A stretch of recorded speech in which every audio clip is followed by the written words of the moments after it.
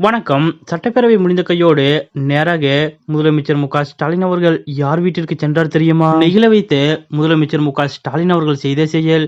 இதை பத்தின முழு விவரத்தோட இப்ப நம்ம பார்க்கலாம். 2025ஆம் ஆண்டின் முதல் சட்டப்பேரவை கூட்டத்தொடர் மிகவும் பரபரப்பாகவும் விறுவிறுப்பாகவும் நடைபெற்று வருகிறது. குறிப்பாக அண்ணா பல்கலைக்கழக விவகாரத்தை மையப்படுத்தி சட்டப்பேரவையில் அதிமுக, பாஜக உள்ளிட்ட கட்சிகள் கடந்த 2 நாட்களாக தொடர்ந்து அமளியில் ஈடுபட்டு வருகின்றனர்.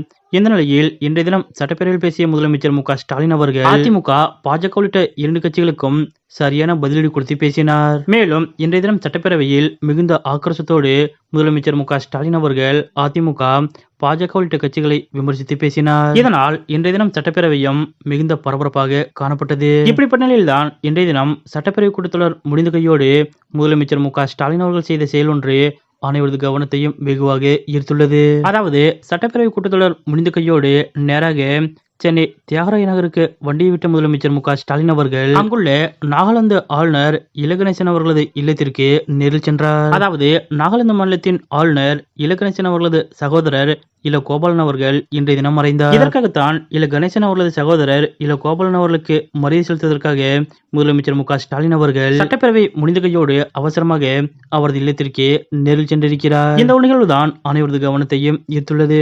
அதாவது நாகாலாந்து மாநில ஆளுநராக பணியாற்றி வரும் இல கணேசன் அவர்கள் முன்னதாக மணிப்பூர் மாநில ஆளுநராகவும் மேற்குவங்க மாநில பொறுப்பாளராகவும் பணியாற்றினார். பாஜக கட்சியைச் சேர்ந்த இவர் பாஜகவில் மாநில தலைவர், தேசிய செயலாளர், தேசிய துணைத் தலைவர் உள்ளிட்ட பல்வேறு பொறுப்புகளை வைத்துள்ளார். மேலும் இல கணேசன் அவர்கள் நாடாளுமன்ற மாநிலங்களவை உறுப்பினராகவும் செயல்பட்டுள்ளார். இப்படிப்பட்ட நிலையில்தான் இன்றைய தினம் சட்டப்பேரவையில் பாஜகவை கடுமையாக சாடி பேசிய முதலமைச்சர் மு.க.ஸ்டாலின் அவர்கள் அதனைத் தொடர்ந்து சட்டப்பேரவையிலிருந்து வெளியே வந்த கையோடு பாஜகவை சேர்ந்த நாகாலாந்து ஆளுநரான இல கணேசன் அவர்களது இல்லத்திற்கே நேரில் சென்று மறைந்த அவரது சகோதரருக்கு மரியாதை செலுத்தியிருக்கிறார். இதுதான் அனைவரது கவனத்தையும் ஈர்த்துள்ளது.